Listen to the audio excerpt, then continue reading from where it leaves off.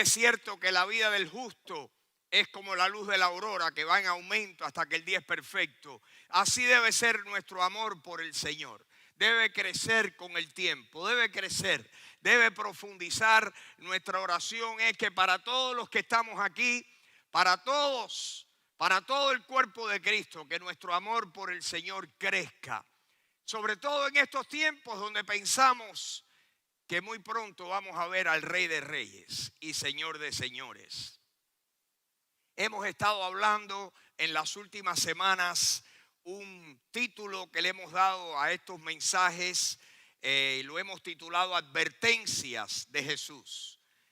Y siempre nos concentramos en las promesas de Jesús, nos concentramos en las bendiciones del Señor. Y es cierto que el Señor tiene grandes y preciosas promesas para nosotros, grandes y preciosas promesas, y que Dios tiene bendiciones. Dios quiere bendecirnos y Dios quiere colmar de bienes nuestras vidas. Pero no es menos cierto que en la palabra de Dios también hay advertencias. Las advertencias, como las entiendo yo, es cuando alguien nos da un aviso, un peligro, un cuídate, cuidado con esto, cuidado con aquello. Nuestros padres, cuántas advertencias no nos han hecho. Y personas, las autoridades, personas que quieren nuestro bienestar, nos dan advertencias. Bueno, pues el Dios que nos ama, el Dios que nos bendice, el Dios que nos promete, como dice la palabra, grandes, preciosas y grandísimas promesas, también nos hace grandes advertencias. Y las advertencias son para que nosotros miremos bien por dónde estamos caminando, examinemos nuestras vidas y podamos decirle a otros y avisarles también, ser nosotros los atalayas, los que le damos aviso a los que están alrededor nuestro. El atalaya, ¿verdad? Antiguamente en una ciudad se sentaba en una torre alta y era quien avisaba si el peligro se acercaba, lo que estuviera pasando. El atalaya era quien anunciaba eso. Y nosotros somos los que le transmitimos en el nombre del Señor advertencias a las personas. Pero antes de decírselas a otros, las tomamos nosotros. Y si alguien me preguntara cuál es el tema más duro, el tema más difícil de digerir y no difícil de entender, el difícil de digerir. Si alguien me dijera de toda la Biblia, Freddy, ¿cuál es el tema más duro, más desafiante, el más difícil de todos? Yo tendría que decir de lo que quisiera hablarles hoy, de la advertencia, de la mayor de todas las advertencias, es de las que yo quisiera tomar unos minutos esta mañana y conversar con ustedes. Y probablemente algunos pues ya han escondido en sus corazones esta advertencia y están siendo consecuentes con ella. Otros quizás no están percatados de esta advertencia, pero no deja de ser importantísima, fuertísima. La advertencia se encuentra. Yo quiero comenzar con un versículo que encierra esta advertencia. Y quisiera mostrarles ese versículo en el libro de Hebreos, capítulo 9, versículo 27. Dice que de la manera que está establecido para los hombres. En otras palabras, alguien ha establecido algo. Lo ha establecido, lo ha puesto en su lugar y no hay manera de cambiarlo. Y de la manera que está establecido para los hombres que mueran una sola vez. Pero lo serio es lo que viene después. ¿Por qué? ¿Qué dice? Y después de esto, el juicio. El juicio. En otras palabras, todos los seres humanos van a morir una sola vez. Si alguien piensa que va a morir muchas veces, no está de acuerdo a lo que dice la Biblia. La Biblia dice que está establecido. ¿Por quién? Bueno, por el creador de todo, que es Dios. Está establecido que los hombres vivan una vida, mueran una sola vez y después de esto el juicio. El tema más serio, el más difícil de digerir, en mi opinión, por lo menos para mí, es este tema de que un día todo ser humano estará en un juicio. Cuando hay un juicio, eso quiere decir que hay un juez y que hay un dictado, hay una sentencia. Piensen ustedes cuán serio, si es así, que nosotros tenemos toda la vida para nosotros tomar tal vez la decisión más importante, que es la que yo quisiera que habláramos hoy. Para tomar la decisión más importante tenemos toda la vida, pero luego de que pase esta vida no tenemos otra oportunidad. En esta vida, en los años que Dios nos dé de vida, tenemos la oportunidad de tomar la decisión correcta para con Dios. Después de esta vida, todo ser humano estará en un juicio. Nosotros entendemos que los cristianos, que hay dos juicios. Hay un juicio que es para cristianos y hay otro juicio que es para los que nunca vinieron a Jesucristo. Bueno, pues esta mañana yo quisiera tomar unos minutos y hablar precisamente de esto, porque el domingo pasado hablamos, el pasaje principal que leímos y consideramos se encuentra en Lucas capítulo 21 y hablamos de cuando el Señor le dijo a sus discípulos: todo esto que ustedes ven aquí va a ser destruido, el templo y más que el templo, la ciudad de Jerusalén. Y entonces le preguntaron: Señor, ¿y cuándo va a ser? Y luego el Señor le fue dando por orden cronológico los eventos que ocurrirían en la historia. Y terminando el pasaje en Lucas 21 habla de que un día aparecerá la señal del Señor y Jesucristo regresará a la tierra por segunda vez. Y si usted quiere puede leerlo por cuenta propia en Lucas capítulo 21. Y no recuerdo ahora todos los versículos, pero es un grupo de versículos en Lucas capítulo 21. Bueno, pues el Señor va a venir, creemos eso, pero supongamos que el Señor no venga en nuestra vida y supongamos que nuestra vida se termine y terminen los años que Dios nos ha concedido de vida o nos va a conceder. Luego de que nuestra vida termine, ¿luego qué? Pues dice el Señor que va a haber un juicio, va a haber un juicio. Y un día todo ser humano, creyente, no creyente, el que se burlaba, el que no se burlaba, el que creía en el Señor, el que no creía, se va a parar delante de Dios y le va a dar cuenta a Dios de su vida. Este es el juicio. Esto es muy serio. Es muy serio porque por varias razones. Primero, por razones personales, porque lo cierto es que todos vamos a estar delante del Señor. Pero además de eso, es muy serio porque conocemos personas y tenemos peso en nuestro corazón por ellos. Nos pesa, tenemos una carga emocional y una carga espiritual por personas que tal vez están viviendo dándole su espalda a Dios y no saben que un día, aunque piensen que ¿verdad? Nosotros sabemos de la famosa guarachera que decía que la vida es un carnaval. Que la vida es un carnaval, pero lo cierto es que el carnaval se acaba después de unos días. Y después hay que recoger todo eso, todo lo que queda. Hay que recogerlo y hay que trabajar.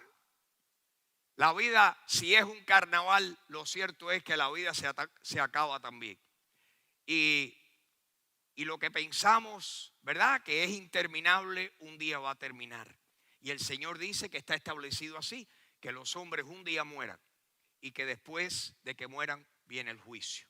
El juicio para el creyente, el juicio para el que tiene a Jesucristo en su corazón no es un juicio para condenarlo, es un juicio para darle recompensas, para poderle otorgar recompensas. La Biblia habla del juicio, del tribunal de Cristo. y todos los creyentes compareceremos ante el tribunal de Cristo.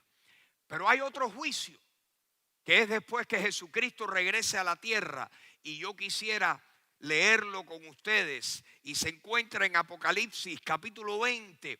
Apocalipsis capítulo 20, cuando el Señor, cuando todas las cosas lleguen a su fin, cuando la historia llegue a su culminación, cuando Dios ya haga la cuenta final. Quiero que ustedes lean conmigo y se lo vamos a poner aquí en la pantalla. El Señor habla de que Jesucristo va a regresar, va a establecer su reino en la tierra. Toda lengua confesará, toda rodilla se doblará. Van a pasar ciertos eventos que leemos en el libro de Apocalipsis, pero en el capítulo 20 habla de los eventos ya finales para un grupo de personas. Para el primero es para el diablo y todos sus ángeles caídos. Quiero leer con ustedes Apocalipsis capítulo 20 y vamos a comenzar en el versículo 10. Y aquí habla acerca del final, el final muy castigador para el diablo. Dice el versículo 10 que el diablo que los engañaba, el diablo todo lo que ha hecho es engañar a la humanidad desde que comenzó la primera familia humana. El diablo engañó a Eva y a Adán con su astucia. Habla 2 de Corintios 11 que el diablo, la serpiente antigua, con su astucia, dice 2 de Corintios 11:3, con su astucia engañó a Eva y a Adán. Pues el diablo que los engañaba, ¿a quién engañaba? A muchos. Dice que el diablo que los engañaba, ¿qué le hizo el Señor? El infierno, el lago de fuego estaba preparado para Satanás. Dice que el diablo que los engañaba fue lanzado en el lago de fuego y azufre, donde estaban ya allí la bestia y el falso profeta, esos dos protagonistas del tiempo de Apocalipsis que estaban haciendo de las suyas, venían infundidos por el poder y el engaño del diablo, ya habían sido lanzados al lago de fuego y azufre. Y posteriormente dice que el diablo es lanzado en el lago de fuego y azufre, donde estaban la bestia y el falso profeta. Y miren lo que dice a continuación: y serán atormentados día y noche por los siglos de los siglos. Serán atormentados día y noche por los siglos de los siglos. Ahora viene el juicio final para otras personas. Miren lo que dice el versículo 11. Este se le llama, dice aquí que vi un gran trono blanco. Por eso le llamamos el juicio del gran trono blanco. Vi un gran trono blanco, dice Juan, que estaba viendo esa visión de parte del Señor. Y al que estaba sentado en él, vio el trono y al que estaba sentado en el trono. O sea que había alguien allí entronado. Dice que ese que estaba sentado en ese trono, delante del cual huyeron la tierra y el cielo, todos aquellos que estaban allí en aquel juicio. Oigan lo que dice. Dice, y ningún lugar se encontró para ellos. Los que estaban parados frente a aquel trono, no había lugar, no se encontró lugar para ellos. Versículo 12, y vi a los muertos, grandes y pequeños, de pie ante Dios. Y los libros fueron abiertos, y otro libro fue abierto, el cual es el libro de la vida. Quiero que tomen nota, que hagan una nota mental. Otro libro fue abierto. Primero los libros se abrieron, luego se abrió un libro especial que se le llama aquí por el Señor el libro de la vida. El libro de la vida. Y lo siguiente del versículo: fueron juzgados los muertos por las cosas que estaban escritas en los libros, según sus obras. Versículo 13, y el mar entregó los muertos que había en él. El mar, todos los muertos fueron resucitados. El mar, todos los que habían muerto en el mar, dice que el mar los entregó. Y que la muerte y el Hades entregaron los muertos que había en ellos. Y fueron juzgados cada uno según sus obras, y la muerte y el Hades fueron lanzados al lago de fuego. Esta es la muerte segunda. Y ahora viene un versículo muy importante. Dice así el versículo 15: y el que no se halló inscrito en este libro especial, que es el libro de la vida, fue lanzado al lago de fuego. Luego del juicio final, luego del juicio donde las personas que estén allí, primero que no se halló lugar para ellos. ¿Por qué? Porque sus nombres no estaban inscritos en el libro de la vida. Sin embargo, fueron juzgados y sus vidas fueron juzgadas según lo que hicieron, pero no estaban en el libro de la vida, indicando con esto que la vida de cada persona va a determinar el grado de castigo. Pero en resumidas cuentas, si su nombre no estaba en el libro de la vida, no hubo lugar para ellos, no había lugar para ellos. Fueron lanzados al lago de fuego.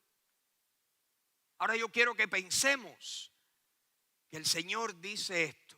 Hay personas que se burlarán, igual que otros se burlan de que la Biblia no es la palabra de Dios. Otros se burlan de que la Biblia es simplemente papel y tinta y que aguanta lo que cualquiera le haya escrito, y que la Biblia está llena de errores, y que cómo se puede confiar en un libro que fue escrito hace tanto tiempo. O sea que hay todo tipo de burla y todo tipo de, ¿verdad?, de incredulidad y de cuestionamiento de la Biblia. Cada uno de nosotros tiene que llegar a su propio convencimiento. Yo particularmente creo que la Biblia en sus documentos originales, hebreo, griego y algunos pocos libros en arameo. La Biblia, cuando fue escrita por los escritores inspirados por Dios, la Biblia en sus documentos originales es la palabra infalible de Dios. Y las traducciones que nosotros tenemos son tan buenas, tan excelentes, que sus errores son mínimos, no cambian el mensaje principal. Pues aquí nos habla de este evento, de que hay un lugar preparado para el diablo y para sus ángeles, y que allí va a ser lanzado Satanás, el que ha venido engañando, en el lago de fuego y azufre, y allí será atormentado día y noche por los siglos de los siglos. Pero también habla de que en ese momento del juicio final, si hay alguna persona cuyo nombre no está inscrito en el libro de la vida, que también va a ir a parar al mismo lugar. Y yo pienso, ¿cuántas personas que conocemos nosotros, cuántos familiares, cuántos seres queridos, cuántas personas pueden fingir religiosidad, pueden fingir haber recibido a Jesucristo? Y de verdad, una cosa es fingirlo, una cosa es profesarlo y otra cosa es poseerlo de corazón. Y yo quisiera en esta mañana, yo estoy seguro que con los que yo estoy hablando, la inmensa mayoría, si no todos, quizás esto no les aplique. Pero yo pienso a cuántos que conocemos nosotros, cuántas personas que están viviendo sus vidas y están ignorando todo lo que tienen. Lo único que tienen es lo que están haciendo en esta vida. Cuando el Señor dice que esta vida pasa muy pronto, y que un día, ¿verdad?, morimos, y que después de la muerte un día viene el juicio. Como leímos ese primer pasaje, está establecido para los hombres que mueran una sola vez. Leímos en Hebreos 9:27, está establecido ¿por quién? Por Dios, para los hombres que mueran una sola vez. Y los hombres tienen una vida, 50, 60, 70, 80 años. En el caso de algunos, la vida les es muy prematura y sus vidas terminan prematuramente. Pero la vida nos da, los años de vida nos da la oportunidad de nosotros saldar nuestras cuentas con el Señor Jesucristo y decir: Señor, yo quiero estar inscrito en ese libro de la vida. Yo espero que todos los que están aquí quieran estar inscritos en ese libro de la vida. Y cualquiera puede. Y con eso yo quisiera terminar en esta mañana. Cualquiera puede. Querer es poder. ¿Por qué? Porque el hombre pone el querer y Dios pone el poder. Y Dios quiere que todos los hombres sean salvos y vengan al conocimiento de la verdad. Dios no quiere, dice 2 de Pedro capítulo 3, Dios no quiere que ninguno perezca. Y 1 de Timoteo dice capítulo 2 versículo 5, Dios quiere que todos los hombres sean salvos y vengan al conocimiento de la verdad. Y 2 de Pedro capítulo 3 dice que Dios no quiere que ninguno perezca, sino que todos procedan al arrepentimiento.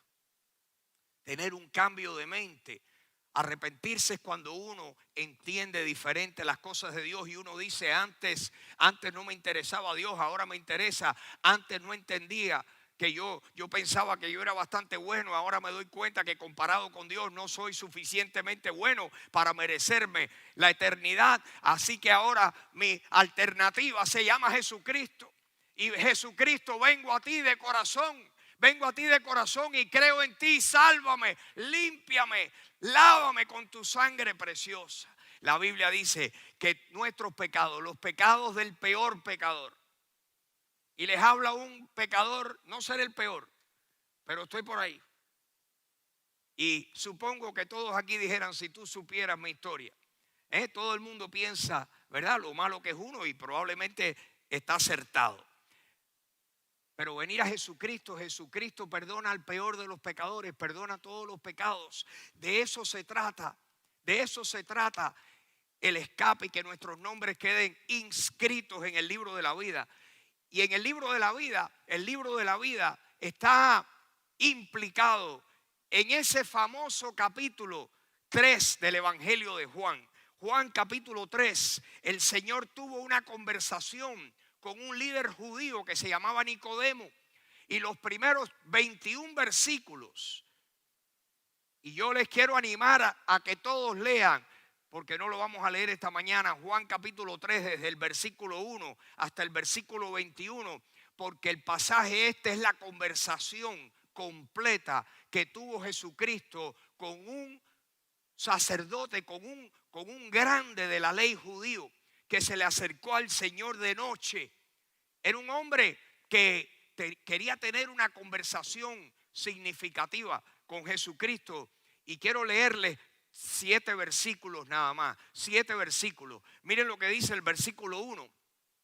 Había un hombre de los fariseos que se llamaba Nicodemo, un principal entre los judíos. Así que era fariseo, era doctor en la ley y era principal entre los judíos.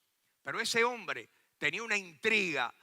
Ese hombre quería tener una conversación personal. Ese hombre no tenía la misma actitud de los otros fariseos. Los otros fariseos criticaban. Los otros fariseos no creían en Jesucristo. Pero este dice que vino al Señor de noche. Vino al Señor de noche y nótese lo que le dijo. Vino a Jesús de noche y le dijo, Rabí, que significa maestro, sabemos que has venido de Dios como maestro, porque nadie puede hacer estas señales que tú haces si no está Dios con él. Maestro, yo sé que tú tienes que haber venido de parte de Dios, porque nadie puede hacer las señales, los milagros que hacía Jesucristo, ningún fariseo jamás había podido hacer. O sea que se sabía, cualquiera que fuera sincero podía analizar a Jesucristo y saber que nadie había hablado como él, que nadie había hecho los milagros y las obras que hizo él. Y le dice Nicodemo, yo sé que tú has venido de Dios, porque nadie pudiera hacer lo que tú haces si no está Dios con él. Jesús va al grano, Jesús va al meollo de la necesidad de aquel hombre. Jesús le podía haber dicho, gracias, me alegro que viniste. No, Jesús fue al meollo, Jesús fue al corazón de la necesidad de Nicodemo. Nótese lo que Jesús le respondió. Le respondió Jesús y le dijo, de cierto te digo, que el que no naciere de nuevo no puede ver el reino de Dios. Así, sin andar dando vueltas sin curva, directo, Jesús le dijo, te quiero decir una cosa, el que no nazca de nuevo no puede ver el reino de Dios. Aquel hombre no entendió nacer de nuevo. Nótese lo que Nicodemo le pregunta. Jesucristo cortó, ¿verdad?, la conversación menuda, las cosas insignificantes, y fue directo a lo más importante. Y Nicodemo le dijo: ¿cómo puede un hombre nacer siendo viejo? ¿Puede acaso entrar por segunda vez en el vientre de su madre y nacer? ¿Cómo es eso? Nacer de nuevo. ¿De qué hablas tú, Señor? Maestro, ¿de qué hablas tú? Jesús le respondió esa pregunta y le dijo: de cierto te digo, que el que no naciere de agua y del Espíritu no puede entrar en el reino de Dios. Nacer primero de agua y luego del Espíritu. Nacer de agua y nacer del Espíritu. Yo entiendo que este nacimiento de agua era el nacimiento físico en el saco de agua que viene la criatura y que se rompe la fuente y que nace. El que no naciere de agua y del Espíritu no puede entrar en el reino de Dios. Versículo 6, ¿qué dice a continuación? Le dice a Nicodemo: lo que es nacido de la carne, carne es, y lo que es nacido del Espíritu, Espíritu es. Y por último, el versículo 7, no te maravilles de que te dije, te es necesario nacer de nuevo. Y luego Jesús continúa hablando con Nicodemo, y quiero que oigan lo que Jesús le dice a Nicodemo. Se lo voy a decir ahora en mis palabras, porque lo he leído muchas veces. De nuevo, yo les animo a que se lean los 21 versículos para que vean la historia completa, la conversación completa, para que cada versículo esté, ¿verdad?, en el conjunto de versículos que incluye toda la conversación entre Jesús y Nicodemo. Pero más abajo Jesús le dice: Nicodemo, ¿te acuerdas cuando Moisés levantó la serpiente en el desierto? Nicodemo, fariseo, conocía la historia que se encuentra en Números capítulo 21, ¿verdad? El pueblo pecó, Dios le mandó serpientes venenosas, y el pueblo vino y le dijo: Moisés, hemos pecado contra el Señor, contra Jehová. Pídele a Jehová por nosotros. Moisés va y le dice: Jehová, el pueblo está pidiendo que tengas compasión y misericordia. Dios le dice a Moisés: haz una serpiente de bronce, levántala en un tronco, en un asta bien alta, en medio del campamento, y dile a todo el pueblo que cuando sean mordidos por una serpiente venenosa, el que mire esa serpiente en alto en medio del campamento, su herida mortal será sanada instantáneamente. Jesús le dice a Nicodemo: Nicodemo, ¿te acuerdas de la historia de Moisés y la serpiente en el desierto?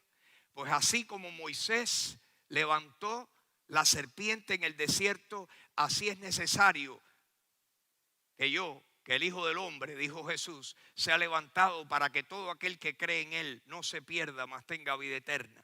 Porque de tal manera amó Dios al mundo, que dio a su Hijo unigénito, para que todo aquel que en Él cree no se pierda, mas tenga vida eterna. Porque no envió Dios a su Hijo al mundo para condenar al mundo, sino para que el mundo sea salvo por Él. El que en Él cree, Jesús en alto, en un tronco, en Jerusalén, en una cruz, en alto, y todo aquel que mire y crea, todo aquel que crea que Jesús fue clavado y colgado en esa cruz para derramar su sangre y pagar por sus pecados, todo aquel que cree. Dice Juan 3:18, le dice Jesús a Nicodemo: pues el que en Él cree no es condenado, pero el que no cree ya está condenado, porque no ha creído en el nombre del unigénito Hijo de Dios. Quiero volver atrás a Apocalipsis capítulo 20, cuando dice que el que no se halló inscrito en el libro de la vida fue lanzado al lago de fuego. ¿Cómo es que una persona puede estar segura de que su nombre queda inscrito en el libro de la vida? Es cuando una persona, con toda la sinceridad que tiene en su corazón, con toda la sinceridad y con toda la fe, viene y le dice: Jesús, tú moriste por mí, tú derramaste tu sangre por mí, tú me puedes salvar a mí, porque yo soy un pecador que necesito un salvador. Las personas que piensan que se pueden salvar a sí mismos, no necesitan un salvador. Necesitan un maestro que les diga: miren, sálvense de esta manera. Los que piensan: bueno, pero yo voy a ayudar a Jesús, yo hago un poquito y Él hace el resto. Eso lo que necesitan es un ayudador. Pero un salvador es el que dice, me estoy ahogando, me estoy muriendo, no hay salvación para mí. Como el ladrón en la cruz que le dijo, Señor, me quedan horas de vida. Señor, acuérdate de mí cuando vengas en tu reino. Y Jesús, ¿qué le dijo? De cierto te digo que hoy estarás conmigo en el paraíso. Jesús es capaz de perdonar cualquier pecado, todos los pecados. El único pecado que Dios no puede perdonar es el pecado de la incredulidad, el pecado de no creer, el pecado de no confiar 100% absolutamente y completamente en la obra que Jesucristo hizo por nosotros en la cruz. ¿Cómo es que tu nombre y el mío pueden hallarse inscritos en el libro de la vida? ¿Cómo podemos estar seguros de que en el juicio final nosotros no vamos a estar ahí? ¿Cómo podemos estar seguros que para nosotros sí se halló un lugar? Y el lugar es estar al lado del Señor. Y que no se diga de nosotros, ningún lugar se halló para ellos. Como leímos en Apocalipsis 20. Nacer de nuevo, recibir a Jesucristo, creer en Él, creer que Dios permitió que lo levantaran en una cruz. Dios permitió y lo planeó así, que su Hijo derramara toda su sangre y que muriera en la cruz y que lo enterraran, pero que resucitara el tercer día para que todo aquel que cree en Él no se pierda, mas tenga vida eterna. Y cuántas veces yo he dudado, les confieso, cuántas veces he dudado yo, ¿seré yo verdaderamente salvo? ¿Verdad? Porque el diablo le pone dudas, ¿verdad? El propio desánimo de uno, la humanidad de uno lo hace a uno dudar.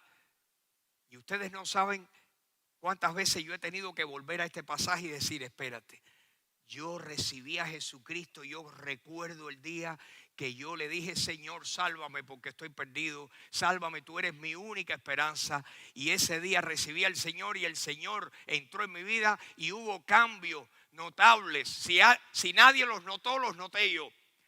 Y estoy seguro que los notó Dios, los notó Dios. Y en el caso tuyo, si tú verdaderamente has venido al Señor, Dios va a hacer cambios en tu vida. Los cambios los vas a saber tú, los vas a conocer. De repente va a haber un interés en la palabra, van a haber cambios en nuestras vidas y vamos a comenzar a crecer. Y Dios entra en nuestras vidas y empieza a trabajar de adentro para afuera. A mí me preocupa inmensamente saber que la Biblia habla de personas que profesan pero que no poseen. Me preocupa porque en una iglesia con la cantidad de personas, con los años que llevamos en Miami, la cantidad de personas que hemos alcanzado a los lugares donde puede llegar este mensaje, que ni nos imaginamos a dónde puede llegar, quién sabe, ¿verdad? Y pensar, es mi responsabilidad explicar esto vez tras vez, enfatizar. Yo sé que les estoy hablando palabras que a algunos de ustedes les parecerá, wow, qué fuerte. Pero mi oración es que usted, si no ha tenido esa experiencia, que usted venga al Señor, como dice la Biblia, vengo a ti de corazón y te digo, Señor, límpiame, lávame, recíbeme porque yo te recibo a ti. La Biblia dice, Jesús dijo, el que viene a mí yo no le echo fuera, yo no le rechazo. Yo no le rechazo y el Señor en esta mañana no rechaza a nadie más. Dios ha hecho todo para que el hombre se salve, pero el hombre tiene que hacer una cosa.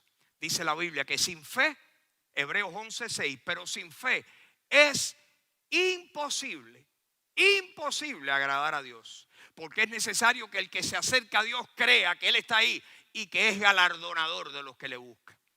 Y esta mañana yo les quiero animar a los que me están viendo, a los que quizás no me conocen bien y los que están oyendo este mensaje, que ahí donde tú estás, tú hagas lo que un día hice yo. Cerrar mis ojos y decirle, Señor, aunque no lo entiendo todo, sí entiendo que yo tengo defectos, tengo debilidades. A eso tú le llamas, Dios, pecado.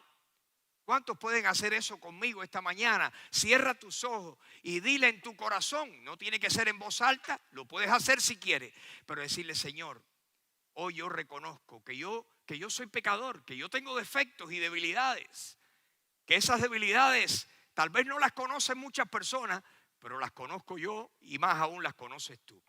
Pero yo quiero recibir el perdón, yo quiero estar seguro o segura de que mis pecados están todos perdonados. Y Jesús, esta mañana yo vengo a ti de corazón.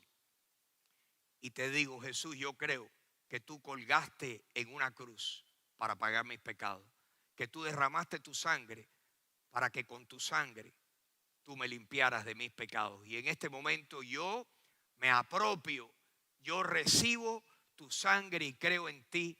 Lávame, límpiame, Señor, y perdona todos mis pecados. Yo quiero ser tuyo y que hoy tú inscribas mi nombre. Si no está ahí ya, que tú lo inscribas. Yo quiero estar seguro que mi nombre está inscrito en el libro de la vida. Te lo pido, Señor, en el nombre de Jesús. Amén. Espero que lo hayas hecho. Y espero que nos animemos y nos demos cuenta que en esta vida todo lo que estamos viendo, el caos que estamos viendo es porque personas no conocen, personas no tienen a Jesucristo. Cuando tenemos a Jesucristo, nuestra perspectiva de la vida cambia, ¿no es así? Nuestra perspectiva de la vida cambia. Donde había odio, hay amor. Donde había impaciencia, ahora hay paciencia. Claro que somos humanos y débiles, pero el Señor está en control de nuestras vidas. Y esta mañana queremos pedirle que vuelvan a repasar estas cosas y que si alguien no tiene la seguridad del perdón de sus pecados, que por favor nos escriba, nos contacte de alguna manera, que con todo el gusto vamos a tratar de darle todas las explicaciones y las conversaciones que hacen falta. Mientras tanto, que Dios los bendiga y los guarde, que el Señor haga resplandecer sobre sus rostros y los bendiga 1000 veces más. En el nombre de Jesucristo, amén, amén.